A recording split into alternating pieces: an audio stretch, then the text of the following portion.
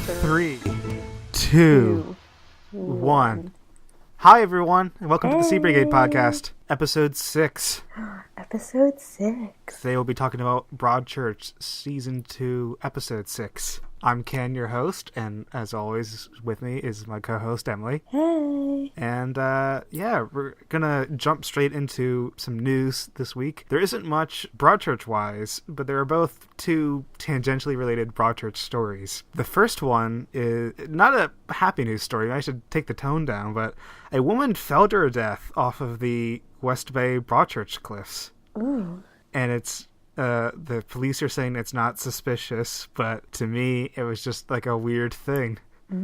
Because I have to admit I'm personally really interested in going to the cliffs. Yeah. I knew they were in Dorset, but I didn't know they were in a town called West Bay. But I'm really interested in seeing them, even if I don't know what the surrounding town's like, but in my head any visit to England would include just going down to that beach area and just looking at the beaches, going into the water, no matter how cold it is.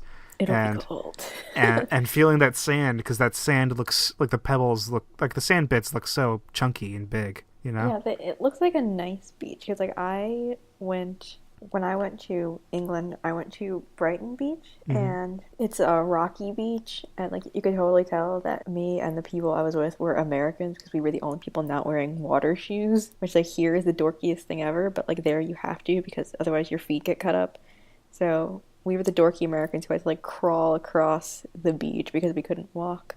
So it was nice. It was a great day, but that looks like an actual sandy beach that we Americans are used to. Ah, man, I'm interested in checking that out. It just sucks that I don't know, with the cliff there is no railing. If there was a railing, that would totally blow and not be fun. It's really horrible that someone fell off of it. It could I just couldn't not see the similarities between that and what actually happened in Broadchurch. It's so weird. Yeah, that is sad. And the other thing that happened in West Bay was that, so in season 1, there was a neighborhood market that was built as a set piece for the Latimers to walk past, people to walk past, to use. And the appearance of a neighborhood market actually got people who live there to check it out, and they were trying to buy stuff from this fake TV show market. So a neighborhood market actually opened up out of the television set, and it was turned into a real market in 2013, but it's closing its doors in March this year. Oh, that was a roller coaster of emotions. Yeah, that's cute. They opened businesses because of Broadchurch, and it's not doing well enough to actually keep open. So. Oh, well. Yeah. They tried. The article I was reading, I believe it was the Telegraph, but they were saying that the building that was converted into the Broadchurch Echo building will, for now, still stay the Broadchurch Echo building. Oh, that's cool. Hey, why did Ollie get a monument? God, we have so much to say about Oliver this episode, but Oliver. It's been actually kind of odd to me thinking that they're building set pieces and converting buildings into the Broadchurch Echo and stuff like that, and it just makes me wonder how much Broadchurch stuff is going to be around the town, because when I go there, I kind of want to experience the town in its natural state. Not it would be kind of weird if I went and it was Well, I think that where the cliff is and where the town is are not the same place. So I really don't know what it looks like. Yeah, I saw a poster for Broadchurch tours starting in April and May, March, that kind of thing. Where you book it and they'll take you to the sites, and you'll all I want to see is the sea hut. Yeah. That's all I want to see. Well, it's private property. We're not going to bother the people. But no one owns it because it's for sale. Yeah, it's for sale right now. But I want to own the sea hut. It's the type of thing, tell me if this sounds crazy, but I want to see real England, not I don't want to see the sets of Broadchurch. It'd be cool, but I don't want to take a picture in front of the Broadchurch Echo. I'd want to actually just get a hotel, stay somewhere, look at, and then I don't know, go back to somewhere else. Go somewhere else. Yeah, I don't know. It kind of be I don't know, going to Cardiff and being I'm at all these Doctor Who monuments instead of actually just experiencing the city as is, I kind of actually really want to go to Cardiff and do the Doctor Who stuff, so... I mean, I want to go to the Doctor Who Museum, but I don't want to be like, take a picture of like, this is where the Doctor was in that one episode. Really? Because I do. I want to be like, this is where Torchwood 3 is, guys. I'm that person, so... Dork. Exactly. Okay. Well, I think we spent enough time just... Not even on news bits. They've just been... Our travel plans. But still. Anyways, let's dive right into it. Episode 6 starts with Alec and Ellie examining the river in Sandbrook where Pippa was found. Some details I wrote down here was we know this is it's a remote area. You gonna say anything else about that? It's a remote area, and that's what what I did think was important was Alec was talking about how forensics was looking for footprints and they didn't find anything significant. All I thought was, this is a river 3 miles from the Gillespie home. They couldn't really find tire tracks or footprints. And I just wanted to question whether or not this was a body dump or an accident or a drowning. Because do we know what killed Pippa yet? Oh, I don't think we do. Right? I don't think, which is actually surprising because there must have been an autopsy. Right. And I don't think we have the results of that or have gotten them. I mean, Alec mentions that the body is rotted because of the water. Yeah. But... Yeah. I mean, obviously I don't know anything about forensics. But I would assume they could still, tell what she died of. Yeah. Something I was thinking about was if the Gillespies and Ashworths did a whole bunch of drugs, would you... would anyone have tested a 12-year-old for, the presence of drugs in her system? If it was just, a weird drowning thing, I mean, right? I don't think they would have just left it at a weird drowning thing. I mean, it was obviously... Suspicious. They would do everything. I think so. Yeah. Okay. Yeah. Just interested. We start off strong in detective work, so I don't normally get to theorizing this early, but we start right at the scene of the crime from years ago. So, anyways, Alec is really sorry about Tom testifying. Alec and Ellie are there where Tom's about to take the stand, and you could just really tell that he feels for Ellie here because he's trying to comprehend that your own son is testifying and doesn't want Ellie to be there and is threatening to actually have her removed if she shows up. So yeah. Another thing I really liked was that Alec was kind of just spinning all these theories because Ellie is asking questions and he's like, oh yeah, this whole area is covered with bluebells in the spring and summer, and we don't know. Claire could be mailing herself the bluebells, and I just kind of like this because he's kind of learning. What we learn as theorists is that anything could be the truth now, Right. Well, I mean, back in series when he was telling Ellie, trust no one, and now, in Sandbrook, he's also now taking his own advice to trust no one. And Ellie comes up with this idea, start putting, the Gillespies and Ashworths under stress, and let's start with Claire. So, back at court, Tom testifies, and he lies about his father not being friends with Danny. He tries to make his dad look really decent, and he gets to that rough that we've been thinking about for weeks. It's just mentioning Mark in the caravan. And I couldn't help but notice, Joe Miller looks like he's on the verge of tears when, Tom shows up. He's really touched by Tom being there. But Joe also looks really afraid at the idea of Mark hanging out with his son. Yeah. Do you notice that, Joe shoots that glance over there? Yeah, I mean, it's really hard to read Joe as a human being just because he's so messed up. But, yeah, there's definite fear there, I think. Yeah, because I think Joe Miller legitimately doesn't like Mark in some ways for being, for hitting Danny. Yeah, completely. So, I kind of read that as fear and, I don't know, fear or anger or it's weird because we don't get really Joe the human being very often. He's very different.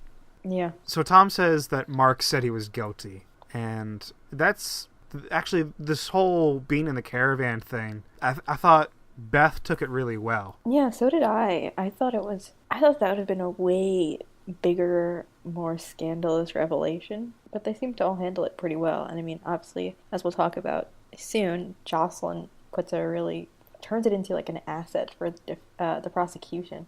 Yeah, and Jocelyn's not as happy about it because no, she has to take apart Tom Miller in such a way that makes her not hated by the jury. But it's something we were talking about was just Beth isn't upset that Mark was seeing Tom. She's more like relieved that he's not over Danny and not forgotten Danny. Yes, and I think that is something that does, as you say, relieve her, because he's been bottling up his emotions, being like, no, like, we gotta move on, we gotta move past this, we gotta focus on Lizzie. Mm-hmm. But now she sees that he has been thinking about Danny in his own way. It's just and it's in other side projects. Yeah, well, it's like, remember in series 1 where they're having like the dinner, the Sunday roast after church, and she's just like to Tom, can I have a hug? And because she misses Danny's hugs, and Mm-hmm. Mark misses. I don't know if he and Danny played video games, but he misses being with his son. Or he's just trying to do things that he thinks he should have done with Danny. Yeah. So Alec calls Claire up and gives her 48 hours to move out as a move to put her in duress, so she'll start making mistakes or want to give more information. Yeah. And I don't know how to describe it any other way, but Claire goes just absolutely haywire. Yeah. She starts flipping tables and breaking stuff and screaming, and it's really scary, but I don't know how to read it. Like, if it's afraid and scared, or like angry and scared. Oh, well, afraid and scared are the same thing. Oh.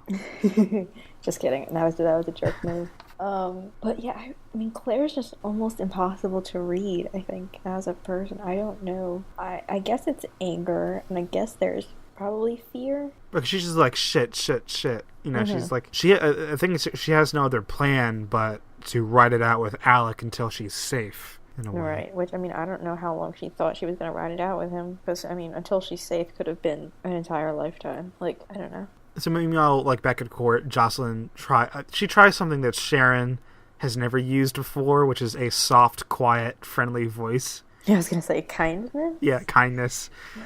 And she gets Tom to admit that Mark never confessed anything but his feelings. Mm-hmm. And she does something really interesting, which she makes the court case about Danny instead of Joe. Mm. And I think that brings Tom to crying. Yeah. He's like, this is not about, your dad, it's about your friend Danny, and he's not here to speak anymore, so we need people like you to do it for us. And it's just, yeah, it's I think it was really sweet. Like, that was a special Jocelyn talent there. Yeah, Jocelyn handled that very well, but it is heartbreaking too for Tom, because, I mean, even though, as Ellie lets him know, that was, he shouldn't have done that. He shouldn't have gotten up on the stand and tried to lie. But, the way that Jocelyn reminds him that this trial is about Danny, it does kind of, I mean, it reminded me, at least, the fact that, even before Danny died, Joe was the reason why Tom lost his best friend, Mm-hmm. And so just that Joe really messed up his entire family's life, the entire Latimer's family's life, and just, the ripple pool of effects that his really, really poor judgment. Yeah, and Tom doesn't have like much else. Like, we don't really know how many other friends he has. We know, like, right. He went skateboarding, but he wasn't very happy or anything. And I know, to him, like, fighting to get his dad back is just one way of trying to repair his family. Yeah, and I think that's why his friendship, I guess, with Mark was so important to him, because someone wanted to someone wanted to pay attention to him. So I guess back in Sandbrook, Tess kind of comes around and provides Alec with the witness statements about the stalkers and all the CCTV footage they could find. But she stops just short of sending like an official forensics crew to Thorpe Agri Services. A part of me was, I know why Alec wants that, but I don't think, given how many years, a part of me doesn't think that there will be significant forensic evidence at Thorpe Agri Services. As ominous as it was, I think that was the point of showing us that place, was not like, this is where we'll find the evidence, but we know this is where the crime was probably done. Right. I mean, it's really hard to say. You never know. We don't know how long it's been abandoned for. I mean, like you say, I don't think that the forensic evidence is there, but I guess you never know, and you can't blame them for trying. Yeah. Do you think we'll meet Gary Thorpe at some point? I mean, we only have 2 episodes left. Oh, you're right. We'll talk about pacing at the very end of this, but yeah, we only have 2 episodes left. Yeah. But I don't know. So Alex tells Tess about the pacemaker, and she's worried about that. Mm-hmm. You can tell he just kind of wants to move back. He's thinking about them being a family again. That's like what he really wants. Yeah, I mean, which isn't Going to happen. No, I don't think. I mean, he wants to be with his daughter, I think, and being with Tess, allows him to be with his daughter. But I don't know. I think that was probably, a potentially dying man's last wish. We'll see how he feels in the next 2 episodes. Yeah, a part of me feels like. I mean, even later on in the episode, we see, makes a commentary like, you don't love me enough. Yeah, a part of me thinks that that Alec really wants to, or is at least thinking about moving back to Sandbrook. That he might be. I think he loves his daughter too much just to stay in Broadchurch. Right. I mean, I guess we don't know what the distance. Well, maybe now he can drive. But I don't know what the distance is. I mean, the distance is short enough where they are making it to and from the place within like court hours. They're like, right. Yeah, they're oh, he's done speaking. We're gonna go hit up the court now. Like. It's really hard to get an idea about how far they're driving. Yeah, I have no idea.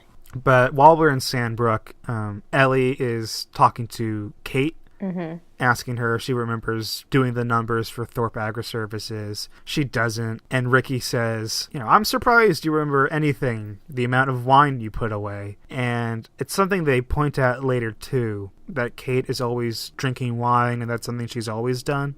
Mm-hmm. And I was just thinking that this is probably some groundwork for the idea that Kate, since we're hypnol and drugs are in this mix, that Kate would be maybe the most easily drugged person. Because if you just left something in a bottle of red wine on the shelf, she would just poison herself. She would just pour a glass and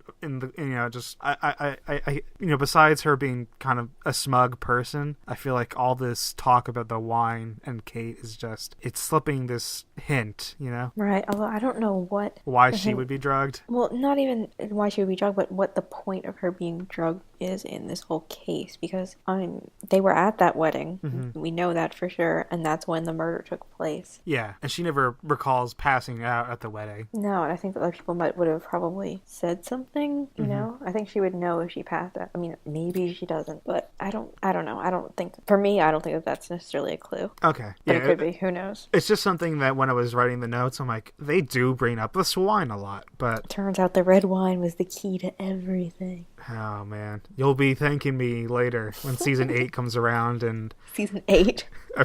God, episode 8. You know what I mean. When episode 8 comes around and Alec and Ellie decide to become lumberjacks in Canada. I want them to become, like, fishermen in the sea hut. Oh. Let's see. Oh, and one last thing before we leave Sandbrook, really, is just that we see Alec and Ellie exit through the backyard, and we see that Lee builds a gate between the backyards. And Ellie's like, why is this here? It's for children to use, not adults. And I'm like, well, Ellie. JK. Ellie. They frequently visited each other. This is like a weird swingers thing. Or, they also just had barbecues together. Who knows? But yeah. So Ellie's... Although, can I make it just like a really like petty point? Yeah. Like, I mean, I would say that like Claire and Kate are like, similar levels of attractiveness, but like, damn, Claire traded down from Lee to Ricky Gillespie. Like, come on.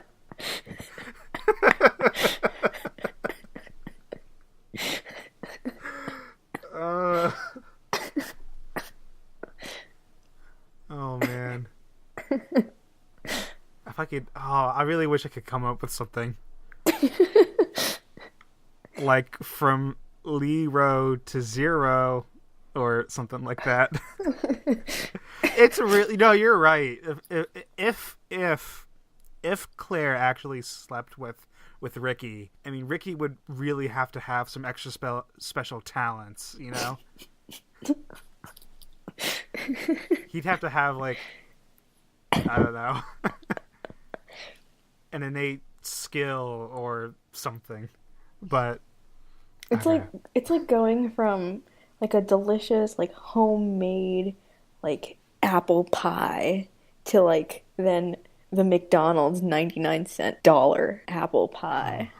Okay, my comparison here is that being with Lee is like being with someone who looks like a professional actor. And then going to be with Ricky is kind of like being with someone who managed a VHS rental store. Okay. You know what he reminds me of? He reminds me of the guy who plays like the creepy hacker in House of Cards season 2, and the guy who plays McPoyle, the one of the McPoyle brothers Yeah. in Always Sunny. Yeah. If that guy grew up. And possibly became a murderer. Yeah. Well then. I feel so bad for the actor who plays Ricky right now. He's a frequent listener to the show.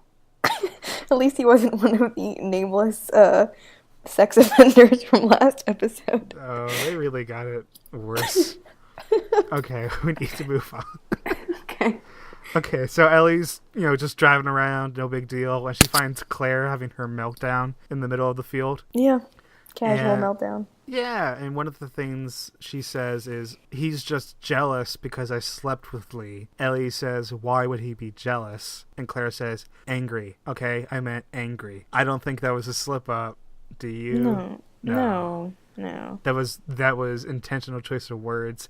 And something I was thinking about now, because you've been cautious about the idea that Alec would have had an affair with Claire, but here's something I'm thinking right now, is that once Alec knew that Tess was sleeping with Dave, that at this point they were deep in the Sandbrook case, so Alec came running to Claire after the pendant robbery, and that they didn't sleep together, per se, like they didn't have sex, but they slept in the same bed or something like that, because when Ellie says, did you sleep, did you have sex with Claire, did you sleep with Claire, Alec imagines laying right next to Claire, but he doesn't say yes. So that's my hybrid answer.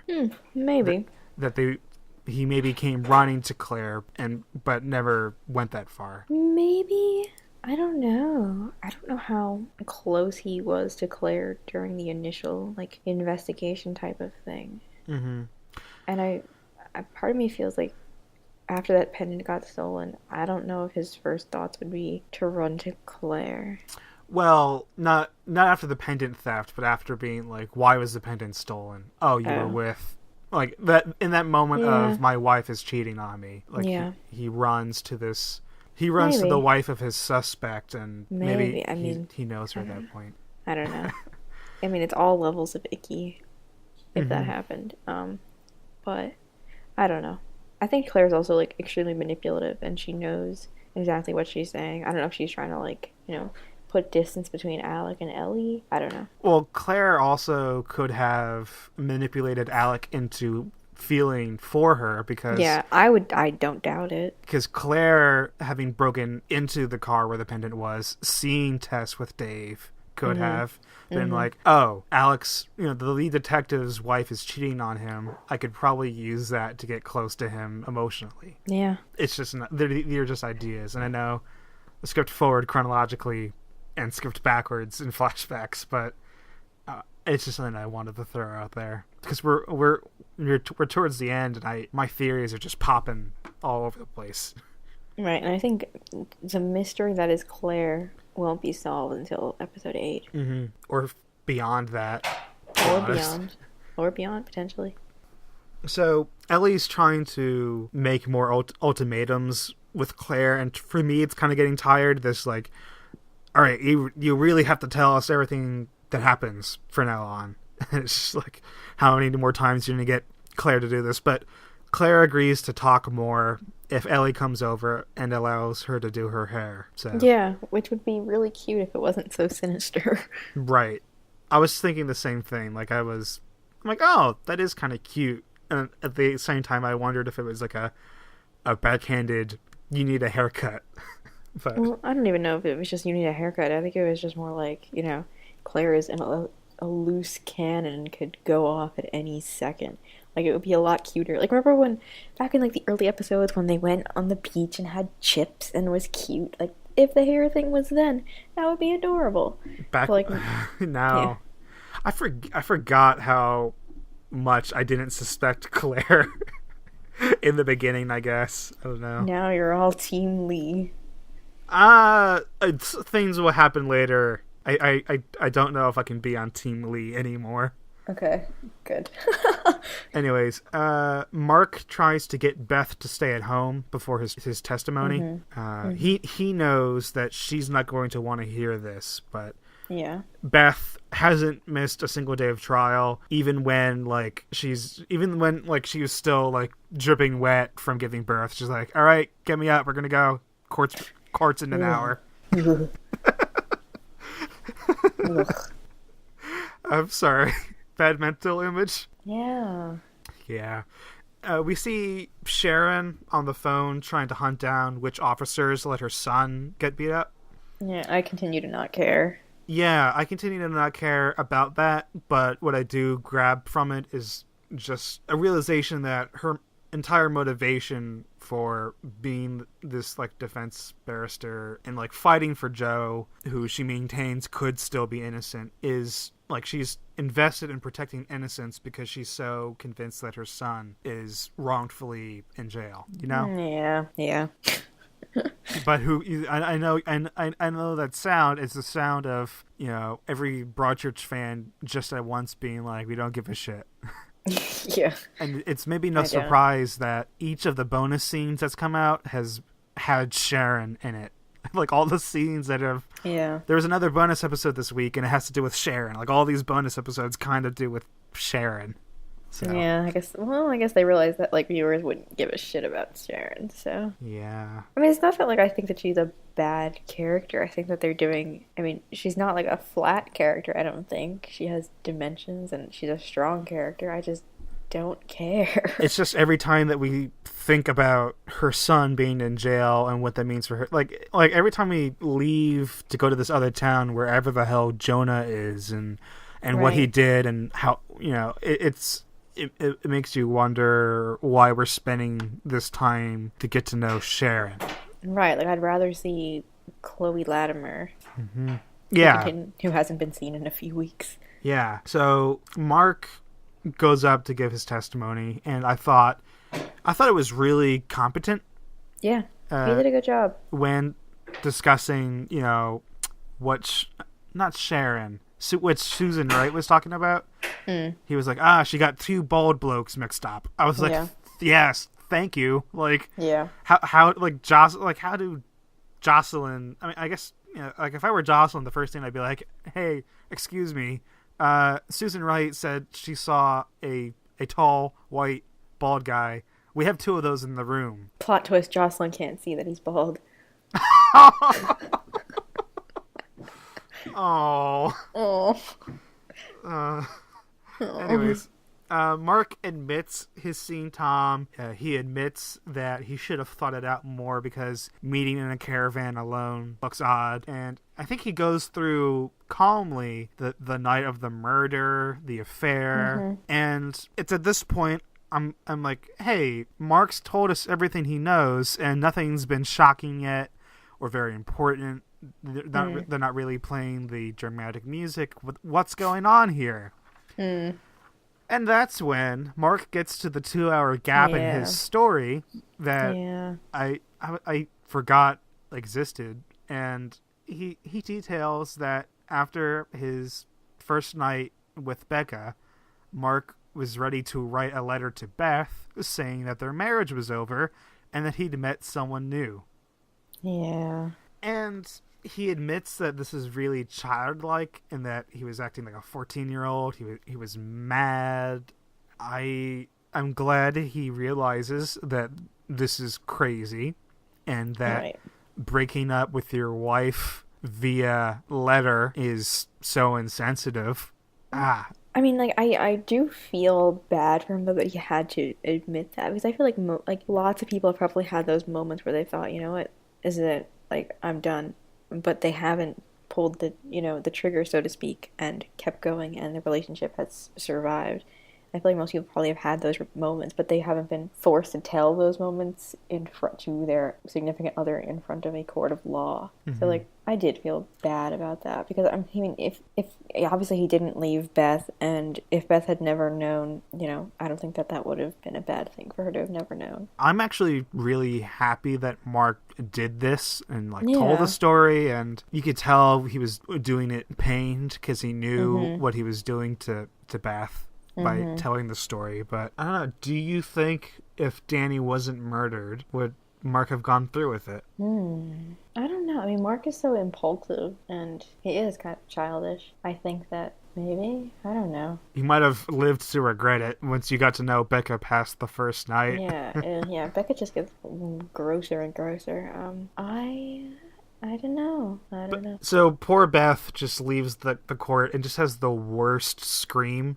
Yeah. And I was thinking, that scream was worse than the one she has when she finds Danny dead for the first time. Yeah. It's rough. That scream was in the trailer for the episode, and I thought she was gonna scream like that when she found out about Mark hanging out with Tom. So to know, to be blindsided by this, it was just really intense. And I really felt bad. And Ellie comes to comfort her, and she's like, "This isn't Mark. This is Joe. This is Joe doing this to us." And yeah, it's really intense. I wonder if Beth has any guard against Ellie anymore, because in that moment she doesn't say anything. She just lets Ellie be there for her. Yeah. And I hope that she realizes that Ellie is right and that changes.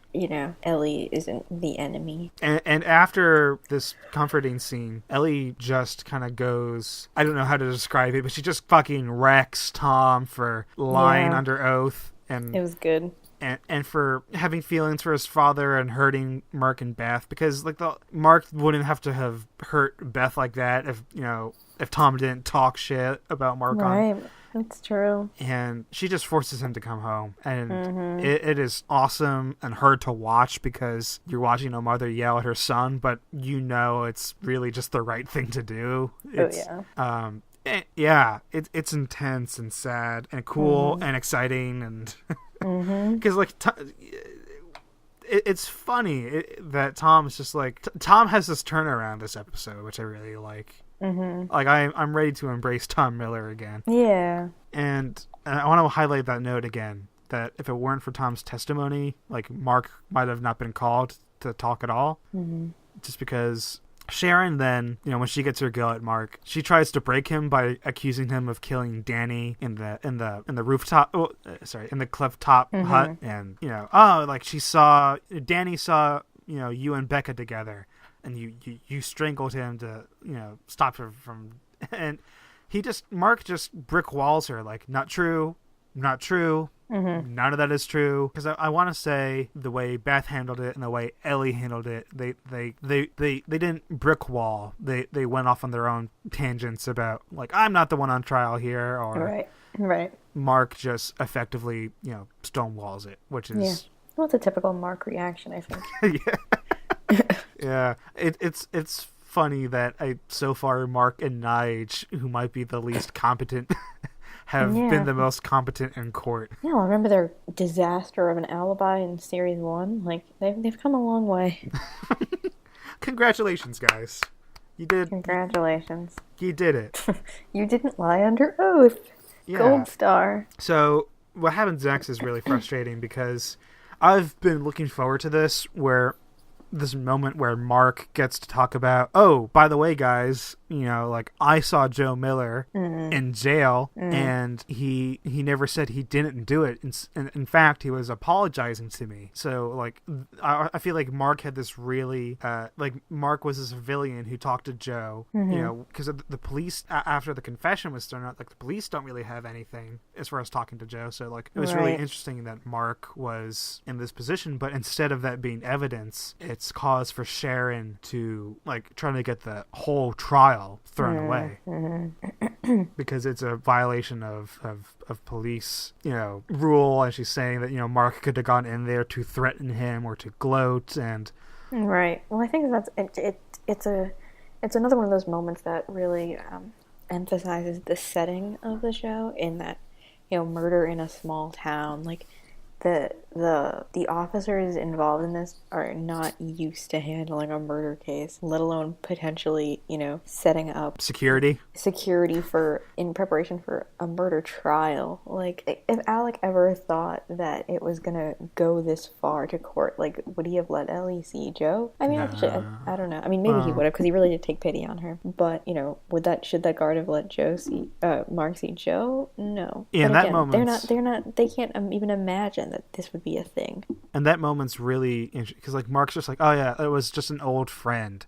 Like, it was so, like, they didn't show us that last season, right? That whole conversation, like, Mark just gets in there, but you think about it, it makes a lot of sense. That someone's like, oh, that's my guy from, that's my mate from primary school whose son was murdered, and that's his murderer. Why not? Just let him in. Right. So. And I guess, I don't know if they'll make the connection, but hopefully, now we've had Ellie make a mistake and we've had Mark Latimer make a mistake. So both families have made a mistake in terms of the handling of the arrest procedure. So now they're even. Each of the biggest families have come really close to making this whole thing. You're right. They could be even in some cases.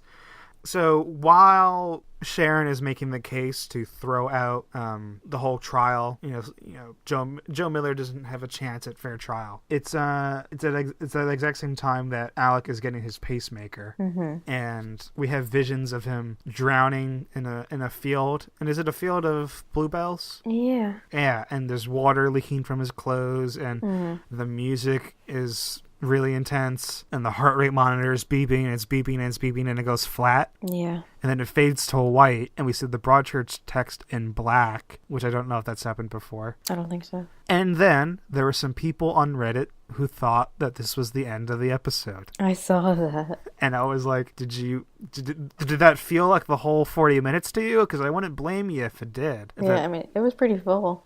Yeah, because it's intense stuff. Yeah, and it's definitely one of the most visually fascinating scenes in the whole series, I think. Both 1 and 2. It's just a really well-shot, well-composed scene. Although I will say that I had to watch it 4 times in a row because iTV Player kept crashing on me during the commercial break between this segment and the next segment. So I had to watch this scene 4 times, and I was getting really angry at it by the end just because I wanted to see what came next. But it's still a great scene.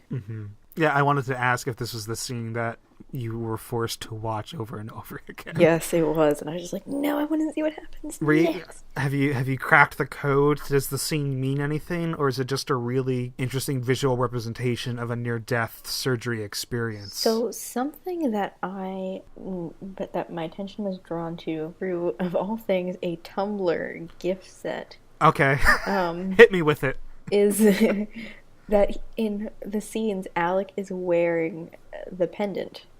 Huh. Yeah, I don't think it means anything necessarily, just that he's connected. His thoughts are always with that pendant, but yeah, I don't know. It's okay. Interesting. Yeah, if anyone was going to be able to know the inside deets on this scene, it was you, so. Yeah. Also, something else is that, like, how at the beginning of this episode in, like, the previously on Broadchurch segment, we see the psychic guy. Steve Connolly. Yes. We see where he says she forgives you for the pendant or something, or like for losing the pendant. But like, he doesn't lose the pendant. It's not him who lost it. He's not the one who needs to be forgiven for it. So like, is that oh, fuck. Huh. So is he just a total crackpot? Like, or does that mean something deeper? I don't know.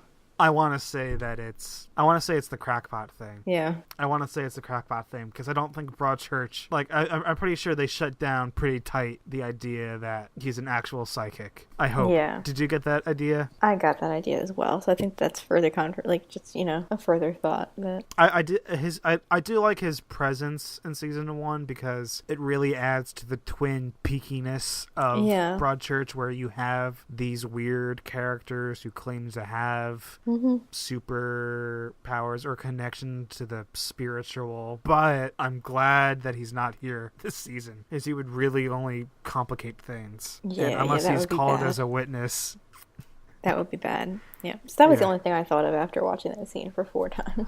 Okay, yeah. I'm glad you brought that up because there could be something there. I thought he was just there to remind us about the pendant, but you're right. It's the she forgives you for the pendant thing that could be interesting. Yeah, I don't know if it means anything other than that he's crazy, but we'll see. Yeah, so anyways, Claire, or a vision, dreamy Claire, is the one who wakes up Alec from the surgery, and then he texts Ellie to let him know that he's had the surgery. That's hysterical. And she's not happy about it, and he's like, "Don't stop, Mila."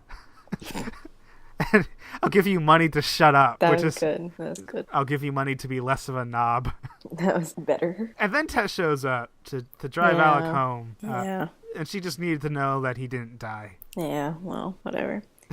She's cutting into the bromance. Aw. I don't like it. Yeah, it's not great. And then Lee and Claire aren't doing great either. No. So Lee's not happy about Claire spilling the beans about their sex. And he blames her for screwing up the plan. Or for screwing the plan. Because Claire's freaking out. She's like, we need to make a plan. He's like, we had a plan. And like, you screwed it all up. Which makes me wonder what they conspire to do in Sandbrook. But also, Claire says, oh, you want to talk about screwing, do you? And this really pisses off Lee. And he slams her against the wall in a chokehold, grabs her by the neck, and it's like really creepy and like intimidating and kind of scary. He's just getting in the 50 Shades spirit. Right. So there's a lot of thoughts here because you have Claire, who is, in that moment, it seems, legitimate danger, right? And she resorts to asking if he's going to strangle her, if he's going to punch her. And then you get the idea, like, she's protecting herself by tricking Lee into the sex, right? I mean, I don't know if she's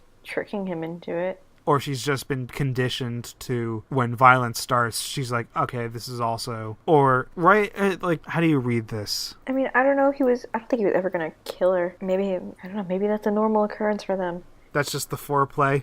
Maybe, I don't know. They have some strange taste. Right. But it's really, for me, like, it could be really hard to separate the strange taste from, because like, right. Because when Claire says, "Do you want to talk about screwing?" it sounds more like a snidey remark, like he had sex with someone in Sandbrook, which contributed to the plan fucking up somehow. But I don't know. It's very complicated. It's an ominous statement. It's slightly less complicated than what Mark and Beth are going through. Yeah. Beth really lays it down beautifully, where she's just asking, how is this a marriage? Are we together because Danny died?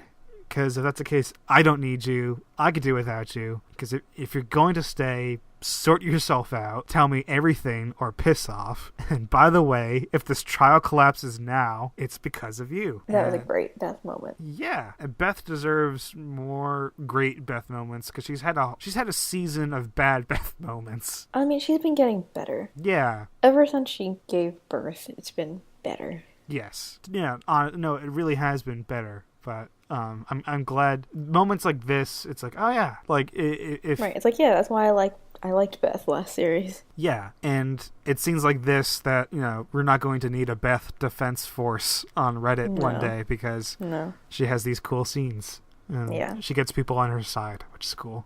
We return to Lee's shack, and Claire just says, "I'm not myself when I'm with you," and it makes me wonder, because we really don't know what the hell Claire is like then. Because so true. What is the Claire without Lee? Well, we also don't know what's Claire, because I mean, there's the Claire that was Ellie's best friend. There's the Claire that seemingly had Alec. I don't even know, infatuated, but he puts her up in a house. Yeah, exactly. Probably buys her food. Yeah, there's the Claire that now is with Lee. There's the Claire that was with Ricky Gillespie. There's the Claire that was possibly friends with Lisa Newberry. Mm-hmm. Yeah. It's very complicated because all I can do is think about how resourceful Claire is on her own, because when we see her break into Tessa's car and steal the pendant later in this episode, is that Claire acting on her own, or is that part of the plan with Lee? I mean, because I believe Lee is probably arrested at that point, right? So yeah, I don't know. Yeah,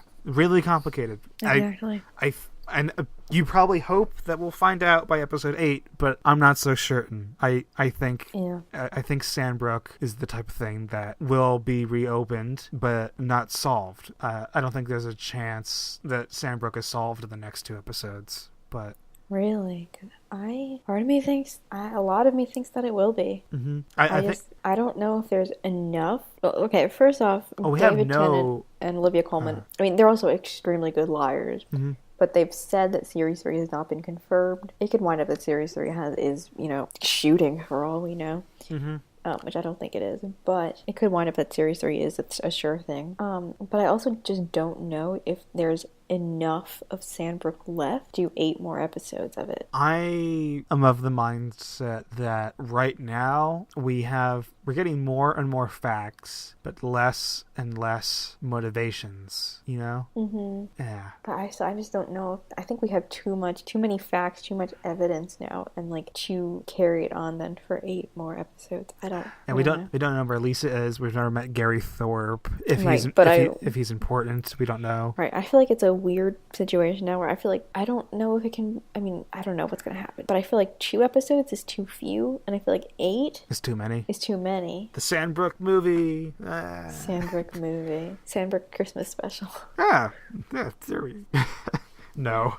No. So Paul visits Joe, we can assume, one last time. Mm-hmm. Joe is like, hey, do you think I'm winning? Which is just the least sensitive. Yeah. It seems like, I don't know how Joe hasn't felt the temperature of Paul yet. Yeah, I don't know either. How many times does Paul have to come over and not be happy to see Joe for Joe to realize that he needs to be more careful? Because Paul is just a boss. Because he's like, look, Joe, you're guilty. You don't care who you hurt. You're going to hell. Goodbye. He's like, and Joe is just like the saddest, just like, Paul, oh, Paul, don't go, Paul.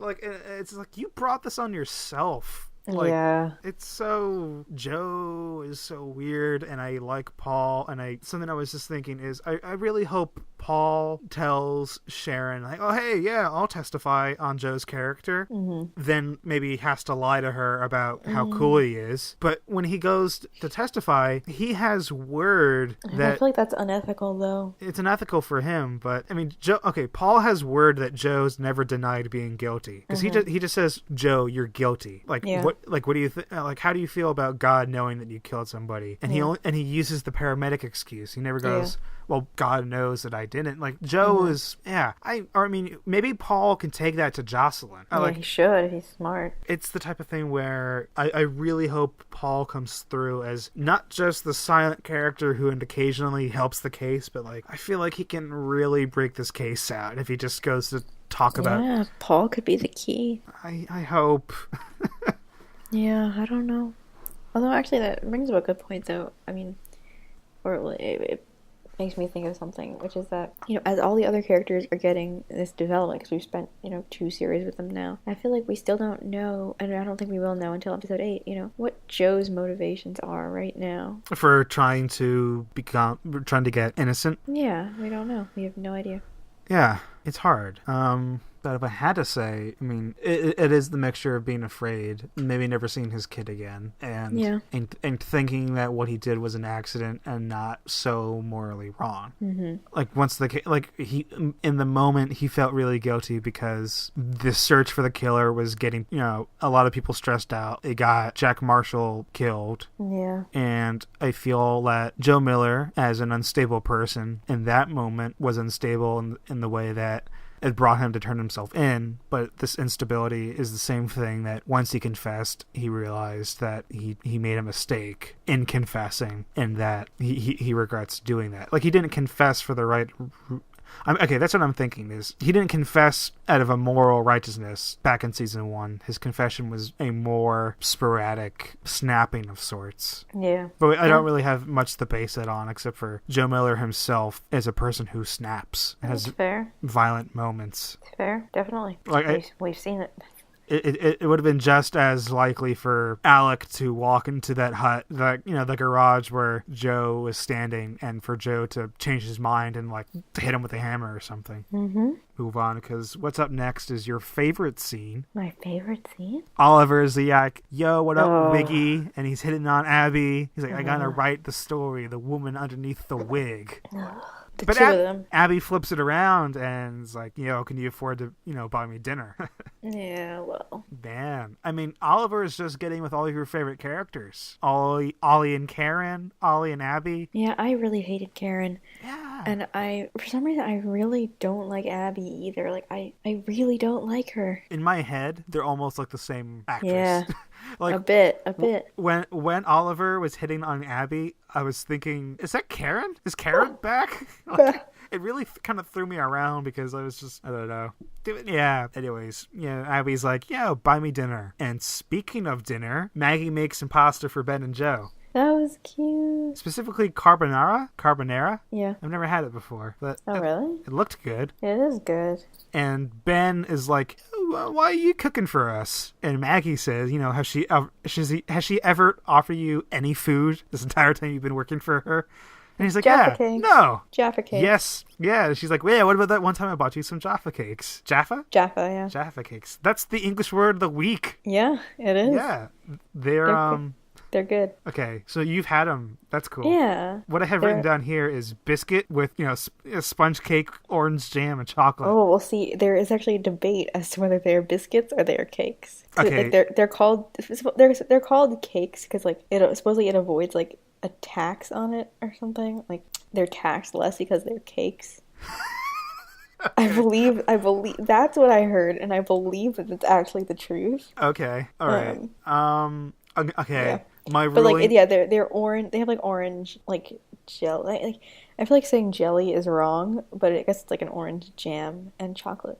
Okay, Judge Ken's gonna make a ruling here. It has to be a cake. It's a cake. It's like it's built on sponge cake. Yeah, the consistency of the cake. It's like a black and white cookie cake. Yeah. Yeah, it's precisely what it is, except with orange.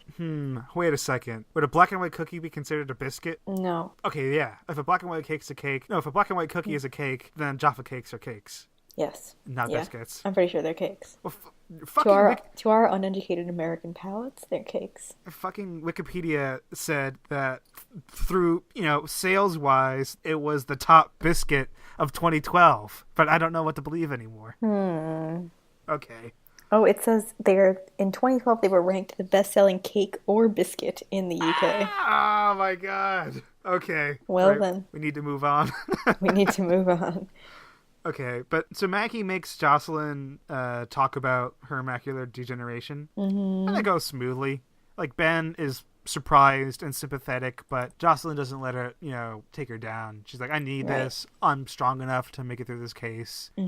That's good. It is good. Yeah, and Maggie and Jocelyn are teasing each other and giving each other, like, the eye, and a lot of people I say a lot. Some people in the subreddit were catching on to my theory that Maggie and Jocelyn are an item, or were an item, or something. I hope so. They're cute. They are cutest couple, maybe. They're cute. So Abby then gets Oliver to take her to his place, and he's such a dope about it. Like, Ollie. I don't want my boss to find out. And he's like, that sounds plausible. Let's go to my mom's house. Though at this point, Oliver might be the one paying the bills. Who knows? That's true. He's the one. He probably is. Yeah. Although Lucy has a job now. At Oliver's place. That Ollie might have got, the job. Probably. Ellie's getting her haircut from Claire. And Kate comes up as a topic. And Claire just says, I don't want to speak ill of her, but she always has that posh glass of wine in her hand. And she made sure, it was expensive. I feel like she looked down on us, and then we have Ellie's like, did her and Lee ever have a thing? And we have this vision of Lee and Kate getting drunk and flirting, and then Lisa Newberry comes up behind Claire, puts a hand on her shoulder, and just says, like, I hate her. I'm sorry, but it's true. And it's just, or I'm sorry, but I do. And why would Lisa Newberry hate her aunt? I don't know, but I really want to find out. In Series 3 of Crushing Your Hopes and Expectations. No, and it's not going to be in Series 3. But during this little haircut, all the cute moments come to a screeching halt when, in a photo of Claire in her portfolio, Ellie notices that Claire has Pippa's pendant. Mm-hmm. And there was a part of me at that moment where I was like, Claire has a pair of scissors in her hand. And Ellie has just discovered a crucial piece of evidence. Yeah, Ellie did not necessarily handle that in a rational manner. Mm-hmm. Yeah. But after that, the Millers return home, and, she's talking about, we have to start repainting the house, and it's very symbolic of them starting over. Mm-hmm. And you could tell Ellie has this vision of them being, a 3-unit family, the single mother family. Yeah. You, me, and Fred,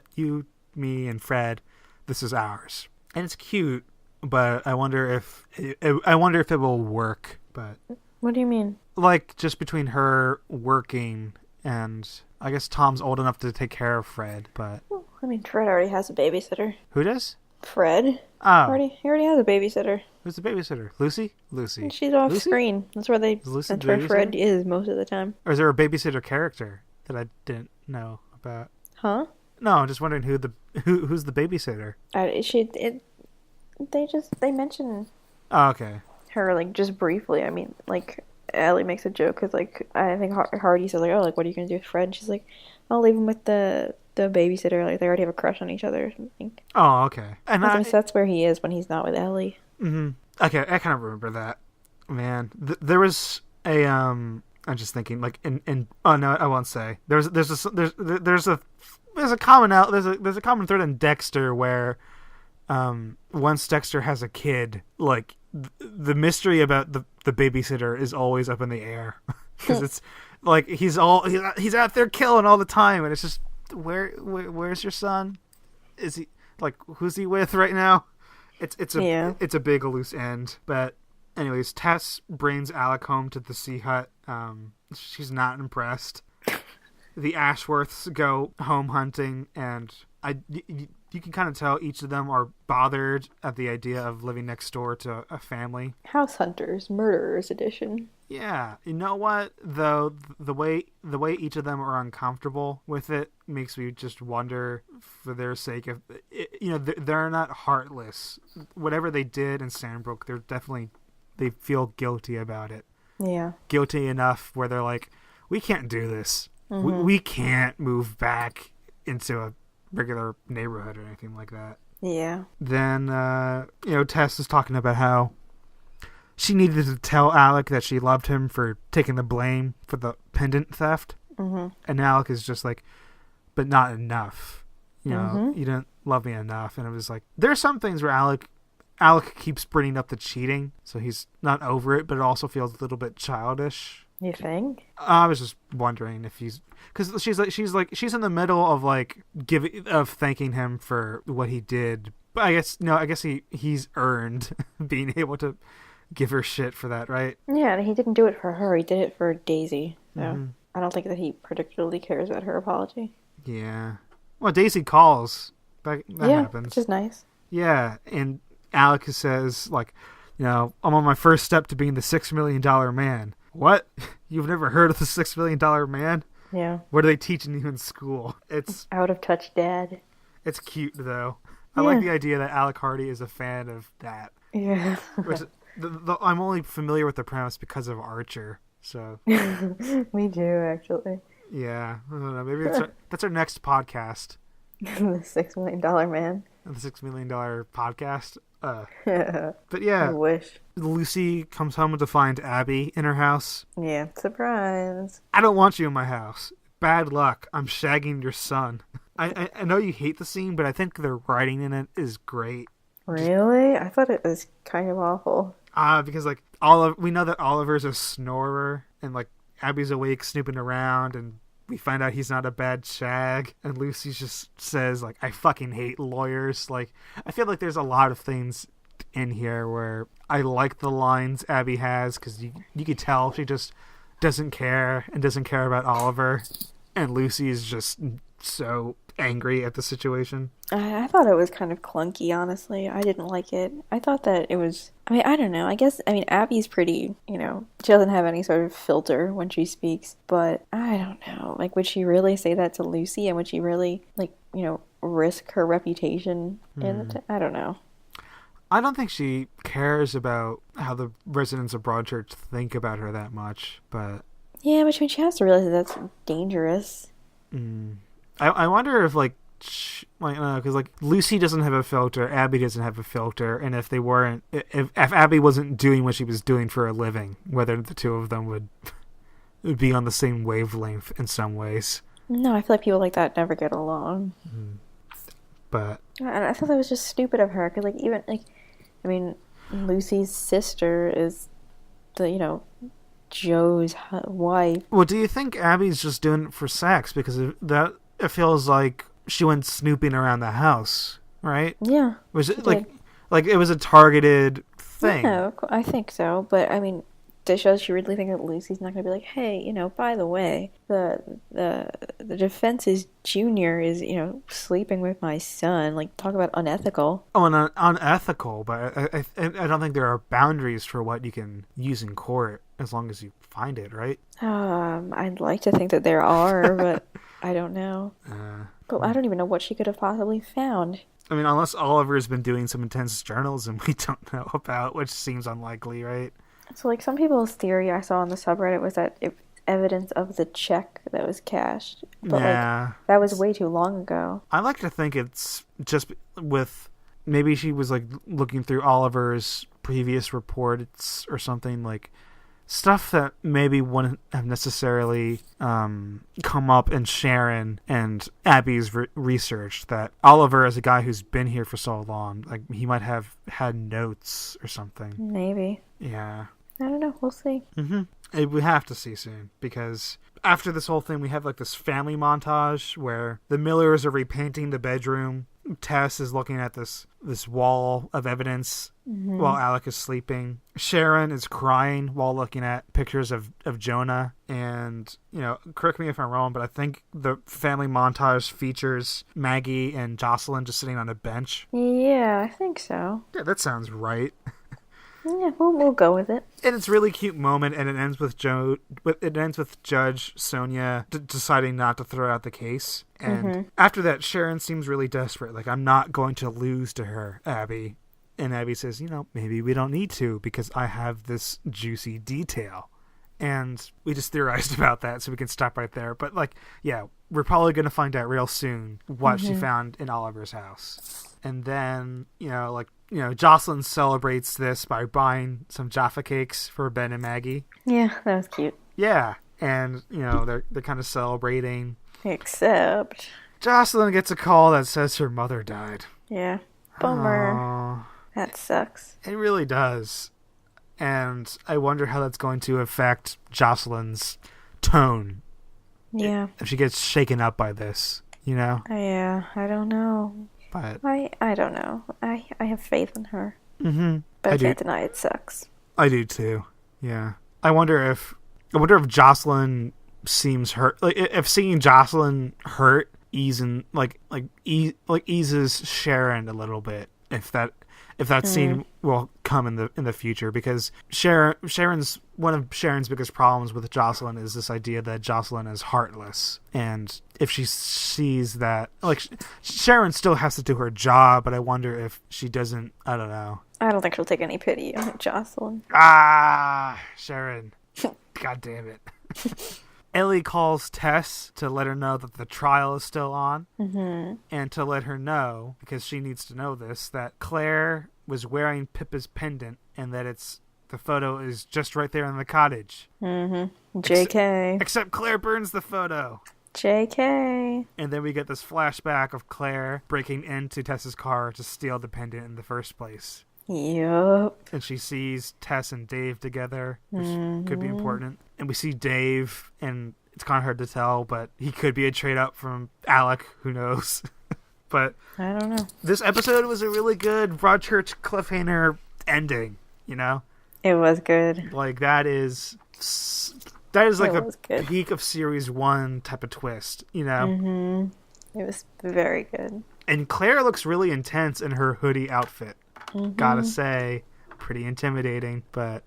Say something that, like, because I remember back in series 1 when Alec has that interview with Ollie and Maggie where he, like, tells the truth about Sandbrook. He says something about, like, you know, the car getting broken into by, like, you know, probably a couple of kids. I'm like, do you really think it was just a couple of kids? Like, how could you not think it was stolen on purpose? Well, okay, yeah, that's the thing that makes me suspicious now, because Claire... Because, okay, here's what I thought happened in Series 1, was the car was broken into in such a way that it looked like a car robbery, where wallets were stolen, shit was torn out. But I don't know how they could have expected, because the one thing that was missing was the pendant. Mm-hmm. Yeah, she went through a bag of evidence and, like, stole it. I mean, they could have thought, oh, just some kids, but like just some kids broke into a car to steal a necklace. Yeah, it's really like, no. I wasn't thinking about that. It's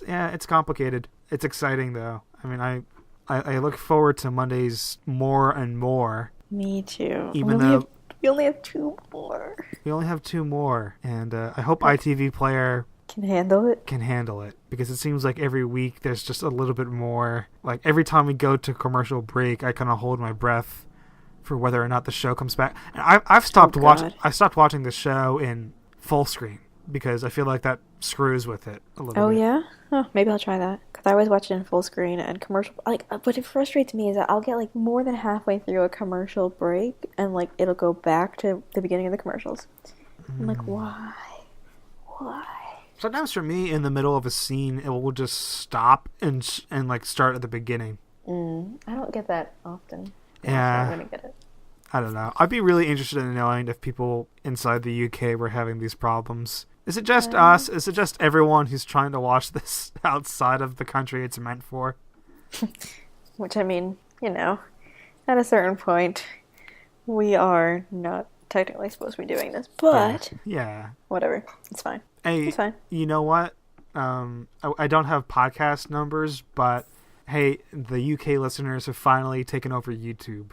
Have they? Yep, they've listened to more hours of Broadchurch on YouTube than US listeners. Well, I mean, I don't know how iTunes works, but like maybe it's not available on iTunes UK. Huh.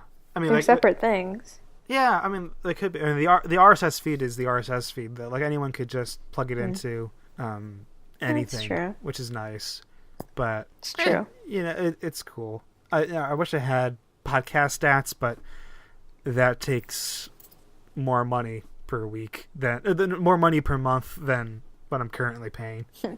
And if we keep having episodes this long, I don't know if I might have to up it up again because we have 2 more weeks, 2 more episodes, and I'm going to be pushing it as far as the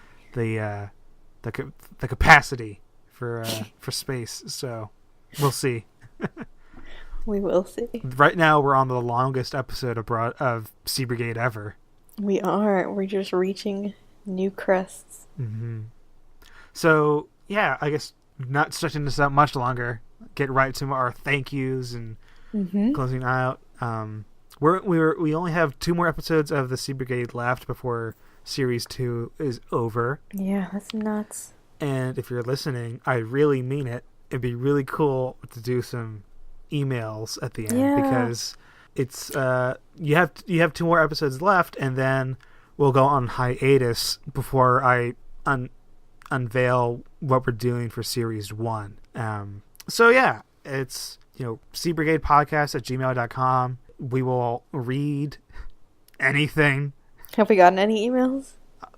No. It's I don't blame people because I feel like you listen to the show and you can talk online, and talking online's one way of right. And here, like, people know where they could talk to us on Reddit. That's true. So maybe they don't feel like they need to, like, because we're reaching in such a small pool of fans, or not a small pool. To me, like 150 listeners is still a lot. I'm still amazed by that, but that like I don't know. Just one email. One email. Just send it in one email. Please do it. That'd be cool. We're reaching the penultimate episode.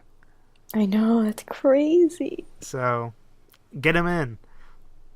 And thanks for listening. Thanks. As always, thanking Kevin MacLeod for Beach Party. And I'm thanking Oliver Arnolds for So Close. And it's always, I don't know, it's always a pleasure, doing these Sea Brigade podcasts, even when I have a stack of homework to do as soon as we're done. And it's 1 a.m. and and tomorrow I'll be spending even more time editing the podcast so it can get out. And then I gotta do the vagina monologues, and oh man, it's gonna be a busy day tomorrow. So me too. Alright. But thank you for listening, and thanks. I hope to have your attention next week. So, yeah, come back. Yeah. Same time, same place.